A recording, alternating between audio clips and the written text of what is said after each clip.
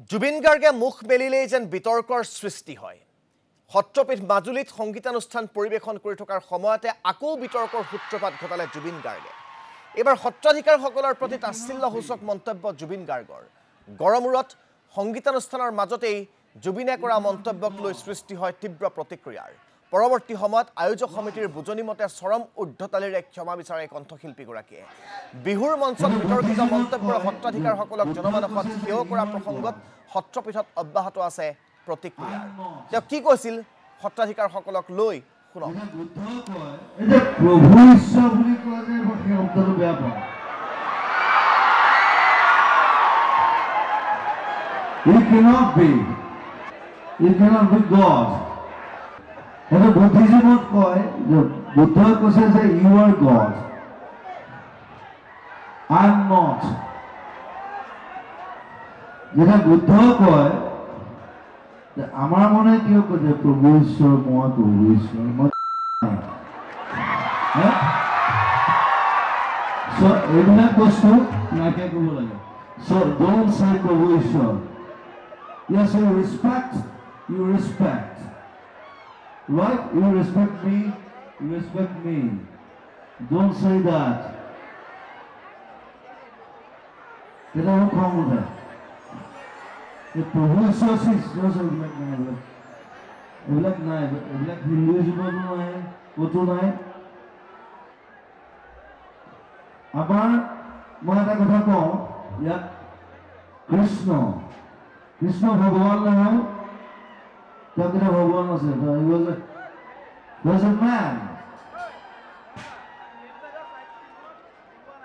Ara kotha koli.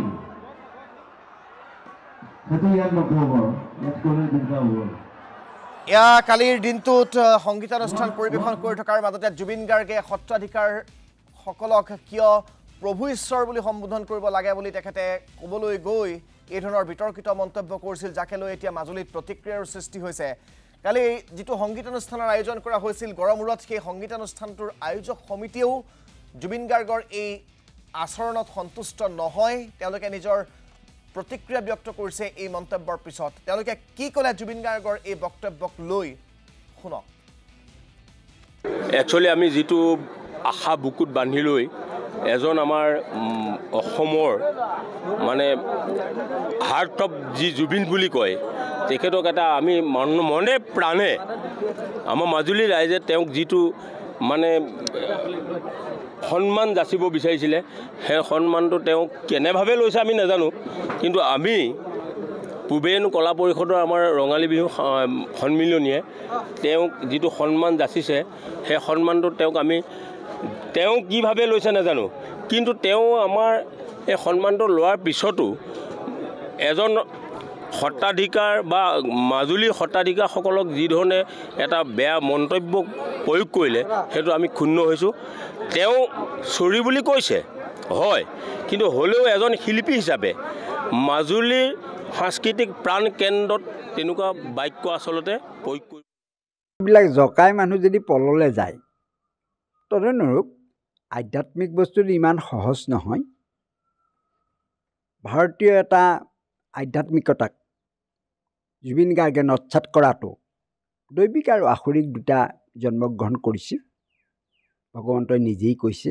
আৰু ঈশ্বৰ শব্দটো উদ্ধৱই ব্যৱহাৰ কৰিছিলে ভগৱন্তক। তেতিয়া সমস্ত আধ্যাত্মিকতা দিছিলে, বহুত জ্ঞান আছিল, কিন্তু ভক্তিটো নাছিল।